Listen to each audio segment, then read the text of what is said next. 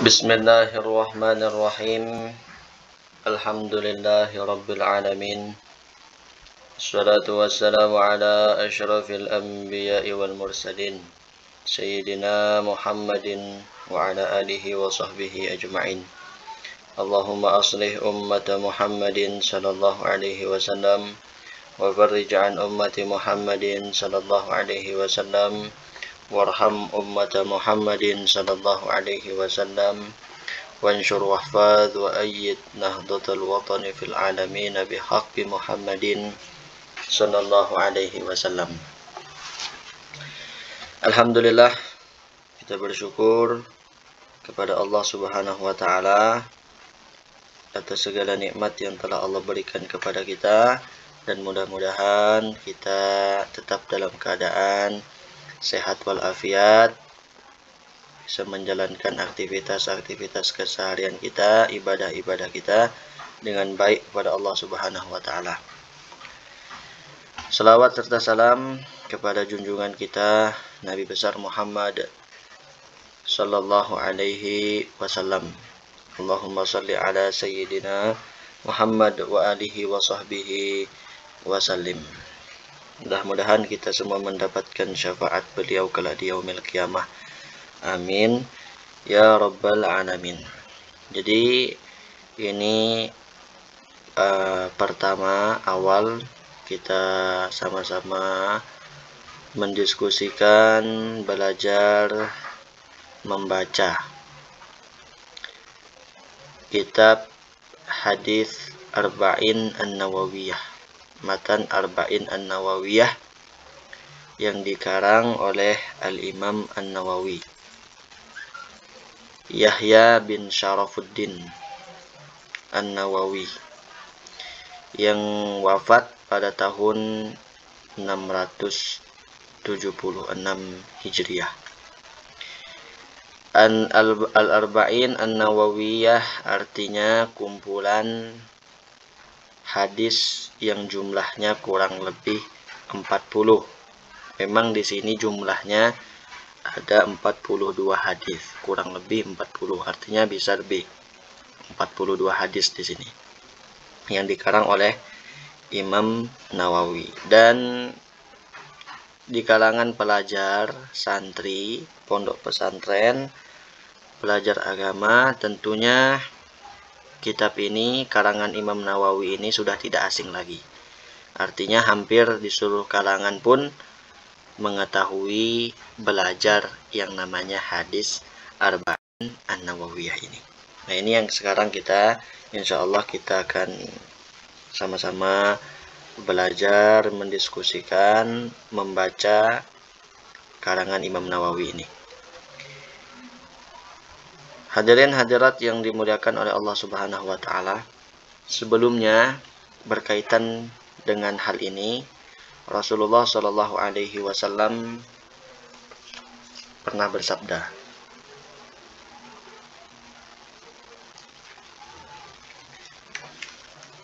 Nabi bersabda, "Man hafidha ala ummati arba'ina hadithan min amri diniha, ba'athahu Allah ta'ala yawmal qiyamah fi zumratil fuqaha wal ulama." Wa fi riwayatin ba'athahu Allahu faqihan aliman. Wa fi riwayati Abi Darda, wa kuntu lahu yawmal qiyamah syafi'an wa syahidan. Wa fi riwayati Ibn Mas'udin qila lahu udkhul min ayyi abwabil jannati syi'ta. Wa fi riwayati Ibn Umar kutiba fi zumratil ulama wa husyira fi zumratis syuhada. Nah, ini Rasulullah Shallallahu alaihi wasallam pernah bersabda, barang siapa yang menghafal atau barang siapa yang menghafal, menjaga atas umatku 40 hadis dari perkara urusan agamanya, maka Allah akan membalasnya dengan membangkitkannya nanti dia di hari kiamat beserta bersama golongan barisan para fuqaha dan para ulama. Artinya, barang siapa yang bisa mengumpulkan, mencatat di dalam satu buku, misal 40 hadis, baik dia pahami atau dia tidak pahami, kemudian itu disampaikan kepada yang lain, kepada umat. Nah, nanti di hari kiamat dia akan dibangkitkan bersama para alim ulama, para fuqaha. Di dalam riwayat yang lain, dia yang dibangkitkan dalam keadaan faqih dan alim. Di dalam riwayat yang lain juga, kata Nabi, Nabi akan memberikan syafaat kepada dia nanti. Nah itu, mudah-mudahan kita mendapatkan syafaat dari Rasulullah SAW, kemudian juga mendapatkan syafaat dari guru besar kita, khususnya Al-Maghfurullah Tuan Guru Kiai Haji Muhammad Zainuddin Abdul Majid. Dan kita bersama beliau di barisan beliau kelak di yaumil qiyamah. Amin ya rabbal alamin. Dan di dalam riwayat yang lain akan dikatakan kepada orang itu yang mengumpulkan hadis itu, masuklah surga dari pintu manapun engkau mau. Nah itu. Nah, dari hadis-hadis fadailul a'mal tadi berkaitan tentang orang yang menghafal 40 hadis atau mencatat di dalam catatannya 40 hadis, dalam bukunya 40 hadis, kemudian disampaikan. Nah, itulah kemudian sebabnya para ulama dari abad-abad yang terdahulu sampai yang sekarang itu banyak dari kalangan mereka mengumpulkan hadis 40 hadis kemudian atau lebih di dalam kitab beliau, dengan harapan mereka termasuk golongan yang dikatakan oleh Rasulullah SAW di dalam hadis beliau tadi itu. Walaupun memang hadis ini dikatakan dhaif, tapi enggak apa-apa untuk fadailul a'mal seperti itu. Nah, di antara salah satu dari banyaknya ulama yang menyusun hadis 40 itu, menghafal hadis itu, salah satunya ya ini Al-Imam An-Nawawi yang bernama Syaraf bin Yahya. Siapa nama beliau? Yahya bin Syarafuddin An-Nawawi. Yaitu yang masyhur dikenal dengan Imam Nawawi. Dan memang karangan beliau ini adalah yang paling masyhur. Banyak memang yang mengarang hadis arba'in, artinya yang mengumpulkan hadis 40. Di Ma'had juga tempat kami belajar, itu pernah belajar dulu hadis arba'in, tapi bukan arba'in An-Nawawiyah. Arba'in yang dipelajari di Madrasah As-Saulatiyah Makkah Al-Mukarramah. Nah, itu juga hadis arba'in. Nah, dengan landasan harapan ulama itu mengarang untuk bisa masuk dari golongan orang-orang yang dibangkitkan bersama para alim ulama, para syuhada itu. Nah, tapi yang paling masyhur di antara hadis karangan hadis arba'in itu adalah ya ini, kitab Arba'in An-Nawawiyah ini yang dikarang oleh Imam An-Nawawi. Karena di dalamnya juga ada berkaitan dengan keseharian atau juga dalam muamalah atau akidah tauhidnya juga ada. Nah itu. Kita kemudian hadirin hadirat yang dimuliakan oleh Allah Subhanahu wa taala, kita lanjutkan, kita langsung saja membaca hadis yang pertama. Bismillahirrahmanirrahim. Al-haditsul awwal.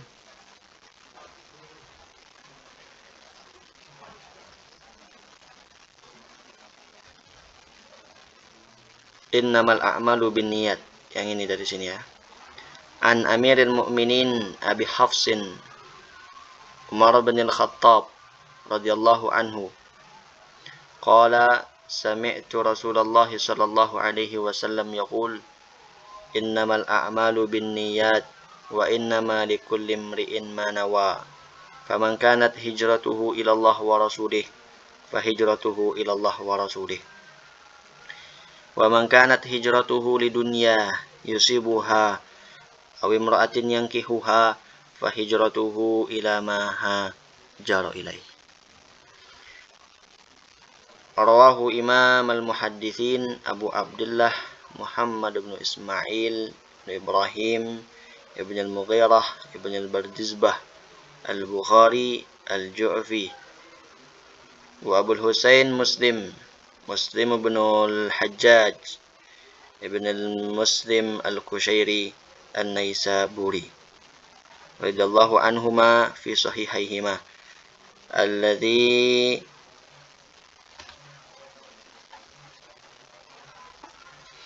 alladzina huma asahul kutub al-musannafah.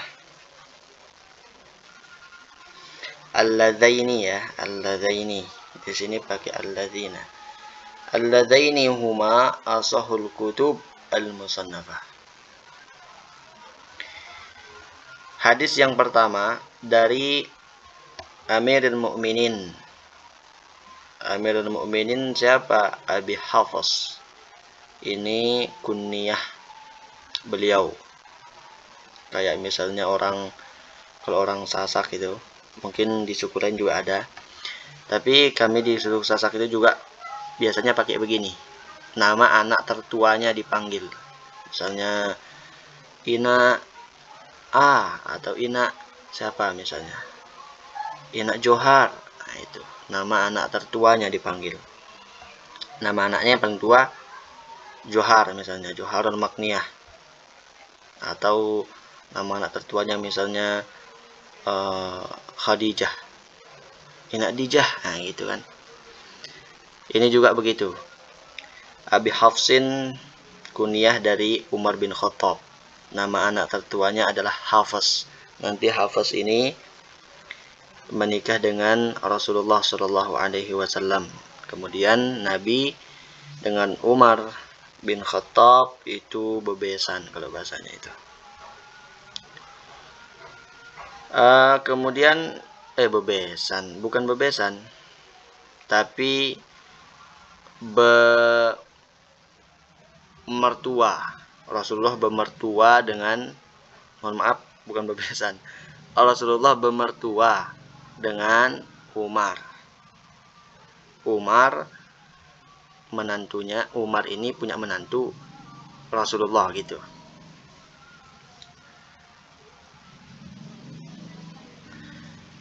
Nah ini, kemudian Umar bin Khattab berkata, saya pernah mendengar Rasulullah Shallallahu alaihi wasallam bersabda. Apa kata Nabi? Innamal a'malu binniyat. Hanya saja amal itu dengan niat. Nah, jadi hadirin hadirat, para ulama itu menjelaskan bahwa umumnya kebanyakan amal perbuatan kita ini itu seluruhnya umumnya akan dinilai, akan diberikan nilai atau ganjaran itu apabila ada niatnya. Walaupun memang ada beberapa perbuatan yang tidak perlu dengan niat. Contohnya misalnya memandikan orang mati. Nah itu tidak membutuhkan niat, tetap sah. Artinya walaupun tidak pakai niat, sah dia. Tapi umumnya kebanyakan sahnya amal perbuatan itu, ibadah apalagi, nah itu dinilai pun tergantung dengan niatnya. Wa innama likulli imri'in ma nawa. Hanya saja bagi tiap-tiap seseorang itu apa yang dia niatkan. Jadi begini. Amal perbuatan yang kita lakukan ini itu ada beberapa fasenya. Yang pertama, berbuat dulu. Setelah berbuat, dilihat sesuai tidak dengan ketentuan syarat sah perbuatan itu. Kemudian barulah diterima dan tidaknya itu diserahkan kepada Allah Subhanahu wa taala. Bukan berarti dikatakan begini. Misalnya orang sholat nih. Kemudian dia bilang, sudah, yang penting saya sudah sholat. Masalah diterima atau tidaknya itu urusan Allah. Tapi dia tidak mengetahui syarat ketentuan sahnya sholat. Harus melalui jalur sah dulu. Kalau sah, baru kita bisa mengatakan kalau diterima ndaknya itu urusan Allah. Tapi dengan syarat sudah memenuhi step, yaitu mengetahui ini sah atau tidaknya. Karena amal itu walaupun sah, itu belum tentu diterima. Artinya hak penerimaan atau tidak itu haknya Allah Subhanahu wa ta'ala. Kenapa sebabnya seperti itu? Karena tergantung dengan niatnya. Likulli imri'in ma nawa wa innama likulli imri'in ma nawa. Walaupun sah belum tentu diberikan pahala karena tergantung dengan niatnya. Jadi niat ini terdiri dari dua hal. Yang pertama, kesengajaan, menyengaja. Yang kedua, dorongan atau motivasi yang baik. Orang sholat nih, aku sholat, kan ada satu terpenuhi kesengajaan, aku sengaja sholat. Yang kedua, dorongan sholatnya ini apa? Motivasi sholatnya ini apa? Apabila dorongan sholatnya ini baik, apakah sholatnya ini untuk mendapatkan ridha Allah kah? Atau sholatnya ini untuk mendapatkan pahala kah? Atau sholatnya ini untuk menjunjung perintah Allah kah? Nah, kalau dorongan perbuatan itu baik, maka hasilnya pun baik. Tapi kalau dorongannya itu tidak baik, maka akan dibalas sesuai dengan apa dorongan dia melakukan perbuatan itu. Arah dengan nyumbang. Nyumbang sengaja nyumbang, sedia kan? Satu, sengaja sudah terpenuhi. Kemudian dorongan nyumbangnya ini apa sih? Apa sih motivasi yang membuat dia nyumbang? Oh, saya menyumbang ini untuk lema arak amal jariah ke lema di akhirat. Supaya nanti ada amal jariah saya di akhirat. Saya nyumbang nih ke madrasah. Supaya nanti saya motivasi saya ini, dorongan saya ini untuk investasi nanti di akhirat. Supaya nanti ada saya dapatkan di akhirat. Nah, itu sudah yang didapatkan nanti. Karena dorongannya seperti itu, iya mau dah. Nah, begitulah kira-kira. Dengan menuntut ilmu, setia menuntut ilmu, ada kesengajaan, tidak dipaksa. Dorongannya apa menuntut ilmu? Oh, dorongan saya menuntut ilmu supaya menghilangkan kebodohan. Oh, dorongan saya menuntut ilmu untuk mencari ridha Allah, untuk menjunjung tinggi perintah Allah. Karena Rasulullah SAW perintahkan. Nah, apabila itu yang menjadi dorongannya, iya wah mau. Agar saya supaya menjadi orang yang soleh, saya menuntut ilmu supaya menjadi orang yang alim. Nah, itu sudah yang didapatkan. Karena niatnya seperti itu, dorongannya seperti itu. Nah, itu. Hadirin hadirat yang dimuliakan oleh Allah Subhanahu wa ta'ala. Kemudian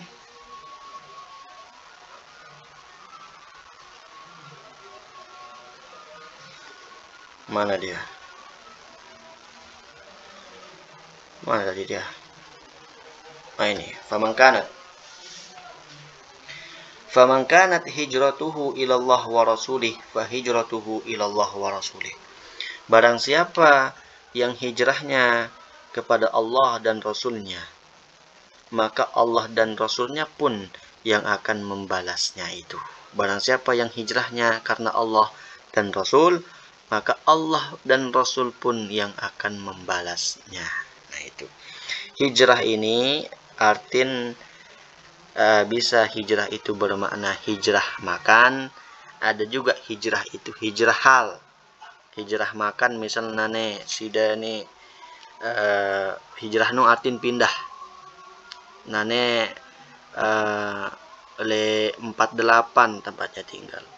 Nanti misalnya nikah sama orang 53, pindah ke 53. Apa ranu? Hijrah haran. Hijrah apa? Hijrah tempat haran. Nah itu hijrah tempat namanya itu. Nah itu arti apa? Hijrah makan. Nah nete tahu dah. Baru 1 jam kemudian tuh lain dejok balin batur. Nah itu hijrah namanya, hijrah tempat. Ada juga hijrah hal, kondisi, keadaan. Nah ini misal sida keadaan tenane dia tu berdua keping begawean tu doang lemak berdua tu keping sugih tu misalnya lemak. Nah itu namanya hijrah. Ndek yang lagu hijrah pindah aja, pindah tempat aja. Pindah apa? Pindah keadaan, pindah kondisi ente lain kondisi ente dia tu berdua apa karena begawean tak usaha ente berdua tenane berdua ente apa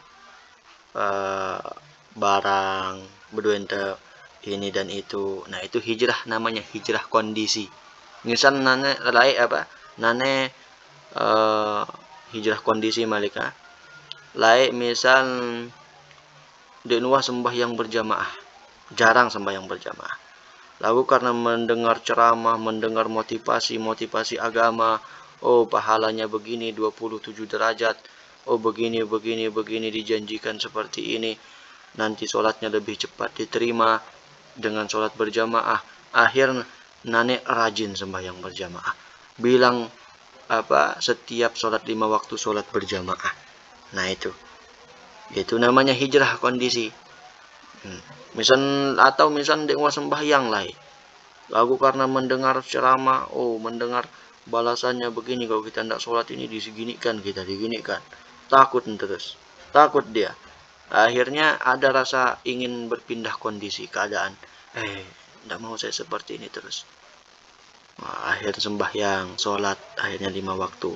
Nah itu namanya hijrah hal, kondisi. Nah siapa yang hijrahnya itu karena Allah, maka Allah pun yang akan membalas hijrahnya itu. Kemudian mana dia?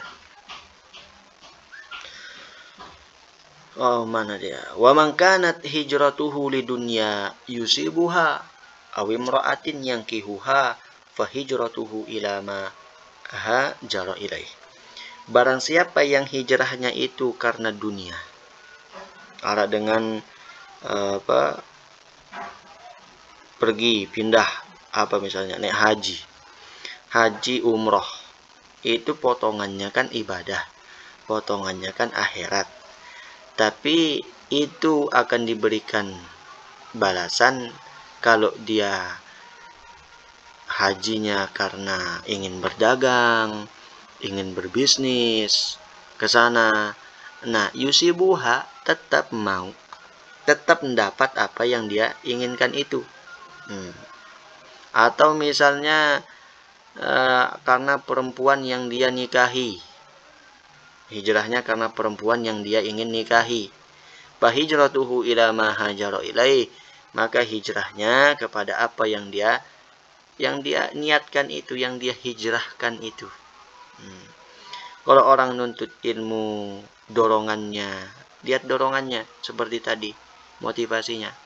Dorongannya nuntut ilmu ini supaya menjadi orang soleh, supaya menjadi orang alim, maka dia mendapatkan pahala seperti itu. Orang pergi umroh, pergi haji, dorongannya apa? Pergi umroh, pergi haji, dapat dia pahala umroh, dapat pahala haji kalau dorongannya seperti itu. Nah itu tergantung apa yang menjadi niatnya itu. Hadirin hadirat yang dimuliakan oleh Allah Subhanahu wa taala. Nah, jadi dari hadis ini ulama menjelaskan bahwa niat itu segalanya. Di sini membuktikan bahwa niat itu segalanya dalam kita beribadah kepada Allah Subhanahu wa taala. Itu pentingnya niat itu. Fahaitsu solahat solahal amal, wa haitsu fasadat fasadal amal. Baik buruknya perbuatan kita ini tergantung niatnya. Mun niat tersolah, insya Allah pegawaian tenda solah. Kalau niat kita ini bagus, insya Allah perbuatan kita juga solah entante. Adek dengan solah entante dek nenek mano.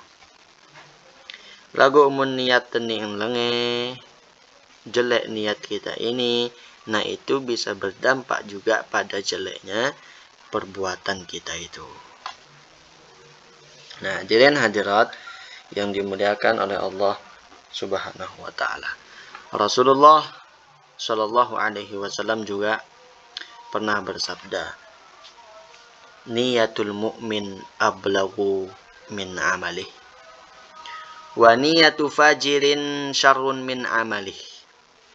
Niatnya orang yang beriman itu lebih baik dibandingkan dengan perbuatannya.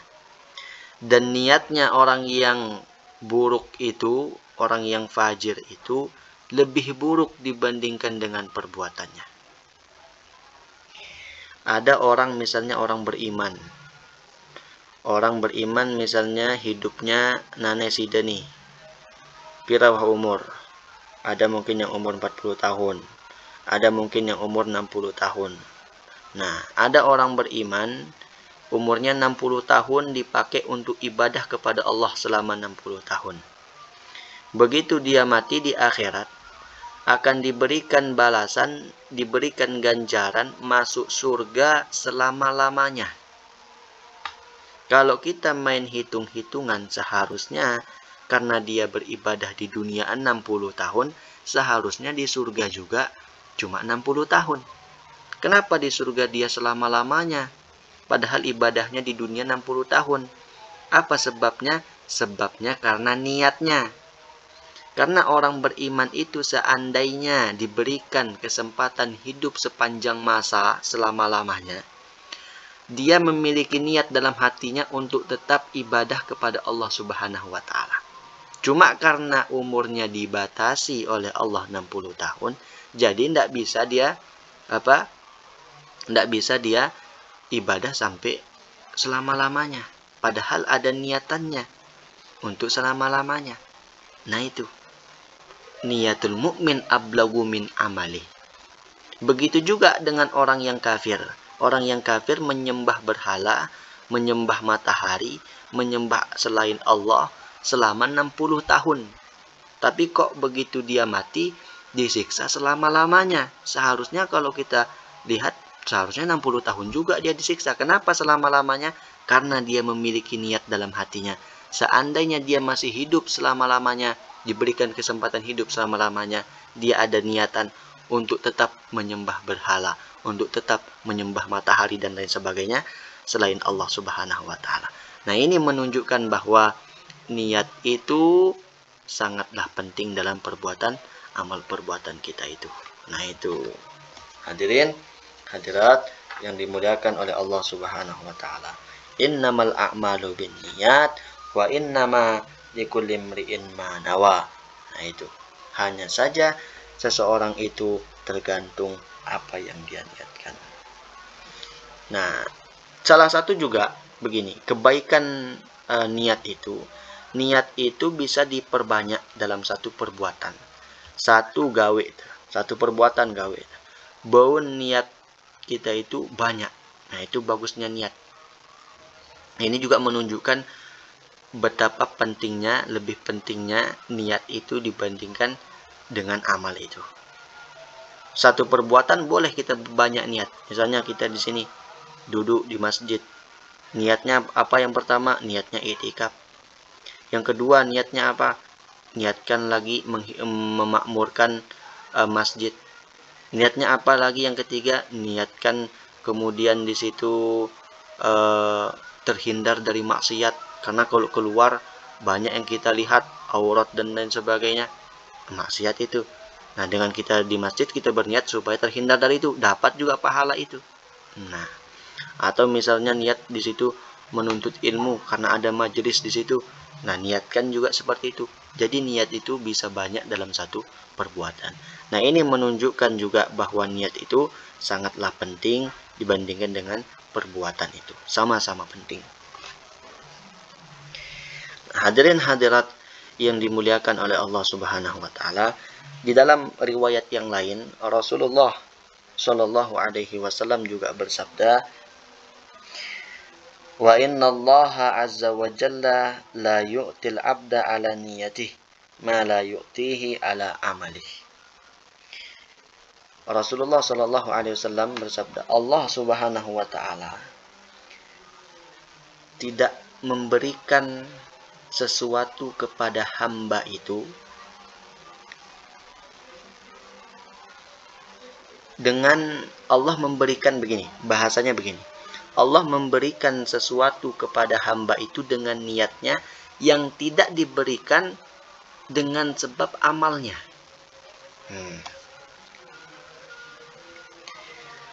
Orang banyak ingin berbuat baik, tapi dia tidak bisa melakukan perbuatan baik itu tapi niatnya ada. Nah, maka dia akan dibalas dengan niatnya itu. Misalnya kita nih ndak tebau, ndak bisa kita ini ndak teman mampu pergi haji. Ndak apa-apa, niatkan saja haji. Barangkali nanti di akhirat kita punya lebihan, punya balasan dengan niat kita itu. Karena terkadang Allah memberikan sesuatu dengan niatnya tapi tidak dengan amalnya.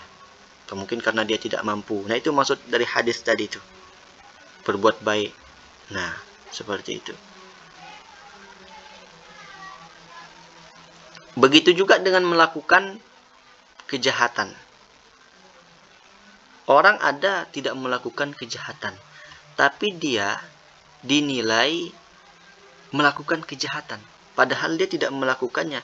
Apa sebabnya? Karena niatnya. Allah memberikan sesuatu dengan sebab niatnya yang tidak diberikan dengan sebab amalnya. Terkadang seperti itu. Nah, itu. Rasulullah Shallallahu alaihi wasallam pernah bersabda dalam kaitannya dalam hal ini, "Idzal taqal muslimain bisayfayhima fal qatil wal maqtul finnar."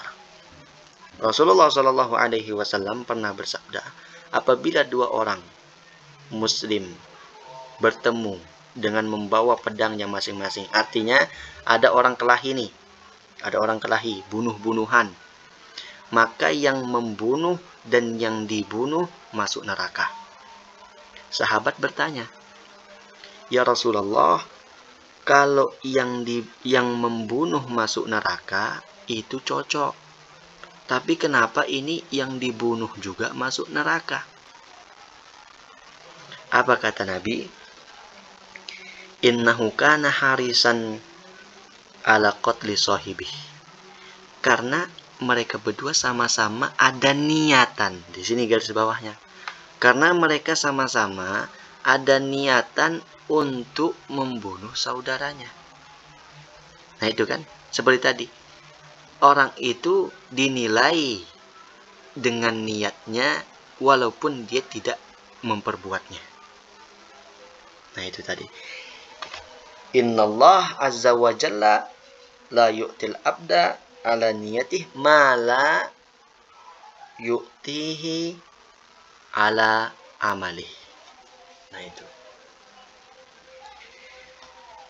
Ini semua juga menunjukkan bahwa betapa pentingnya seseorang itu belajar tentang niat itu.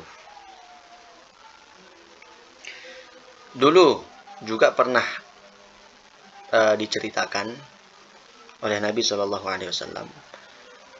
Ada orang dulu ada peperangan, ada sebagian yang ikut perang dan sebagian lagi tidak ikut perang. Tapi kata Nabi, yang tidak ikut perang itu bersama dengan kita mendapatkan pahala. Kenapa? Karena ada uzur mereka. Apa uzurnya? Sakit. karena dia sakit dan dia sudah berniat pengen sekali ikut perang, kata Nabi, dia juga dapat pahala kayak kita. Nah itu menunjukkan niat ini ablagu min amalih. Niatul mu'min ablagu min amalih. Itu oleh karena itu kita memang dianjurkan untuk memperbanyak niat-niat yang baik dalam kehidupan kita ini. Apalagi di waktu pagi hari itu, niatkan hari ini saya mau berbuat ini, hari ini saya nanti kalau ketemu begini, ketemu apa di jalan saya mau singkirkan. Nanti kalaupun kita tidak begitu, tapi sudah dicatat itu sebagai kebaikan dalam hati, dalam niat kita itu. Nah itu kelebihan niat itu.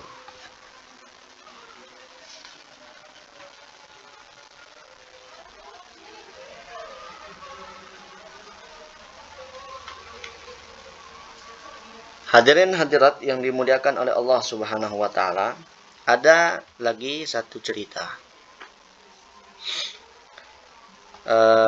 Cerita ada dua orang adik kakak. Adik kakak yang tinggal satu rumah. Yang adik tinggal di bawah. Yang kakak tinggal di rumah. Yang adik ini, yang kakak ini yang tinggal di atas, pekerjaannya, pegawaiannya itu enggak taat doang kepada Allah. Hanya taat kepada Allah, ibadah kepada Allah. Sedangkan yang adik yang di bawah, lantai bawah rumah, mereka tinggal berdua, itu pegawaiannya, pekerjaannya cuma maksiat, datang teman-temannya di situ, minum di situ, main di situ. Ini dua orang bersaudara. Suatu ketika si kakak ini digoda oleh setan. Kakak yang taat ibadah ini. Katanya, coba kamu sekali-kali coba kayak adikmu itu. Nggak apa-apa sekali-kali main turun ke bawah, lihat adikmu, ikut sama dia, ikut sama mereka itu, minum kah. Nanti juga Allah kan maha penerima taubat. Nanti pasti kamu juga kalau kamu bertobat diterima kok taubatmu sama Allah. Nah, kayak mungkin jenuh gitu ya ibadah. Kemudian si adik ini juga ada getaran dalam hatinya mendapatkan taufik Allah. Dalam hati sang adik, ya Allah, untungnya kakak saya itu, betapa hinanya saya di bawah ini, selalu maksiat kepadamu ya Allah. Dan kakak saya ibadah terus. Sekarang mau berhenti saya maksiat seperti ini. Saya mau datangi kakak saya ke atas. Si kakak mau datangi adiknya ke bawah. Dengan niat masing-masing. Si kakak dengan niatnya tadi yang digoda itu, kegoda dia. Si adik dengan niat yang baik, ingin berubah. Begitu sang kakak turun, sang adik naik, jatuhlah sang kakak dari tangga, tertimpalah sang adik yang di bawah, kemudian keduanya mati. Di akhirat ternyata si adik dikumpulkan bersama orang-orang soleh, dan si kakak dikumpulkan dengan orang-orang maksiat. Kenapa sebabnya? Karena sebab niatnya. Niat si adik ini, walaupun belum melakukan perbuatan, ablagu sudah sampai niatnya, lebih baik dibandingkan dengan amalnya. Nah ini menunjukkan betapa pentingnya kita mempelajari niat itu, agar kita ini juga bisa ibadah 24 jam. Orang bisa ibadah 24 jam itu karena niat. Betapa banyak amalan-amalan mubah karena paham tentang niat ini menjadi ada nilainya. Makan, niatkan dengan niat ibadah. Minum, niatkan dengan niat ibadah. Tidur, istirahat, niatkan dengan niat ibadah. Maka itu bernilai ibadah. Sehingga 24 jam ini kita bisa menggunakan hidup kita full untuk ibadah itu. Nah ini pembahasan tentang niat di hadis Arba'in An-Nawawiyah ini. Diriwayatkan hadis ini oleh Imam Bukhari dan juga Imam Muslim. Yang mana Sahih Bukhari dan Sahih Muslim ini merupakan kitab yang paling sahih setelah Al-Quran. Mungkin sampai di sini dulu, nanti kita lanjutkan di hadis yang kedua. Mudahan harapan kami ini bisa selesai 42 hadis ini, bisa khotam insyaallah, mudah-mudahan. Allah Subhanahu wa taala alam.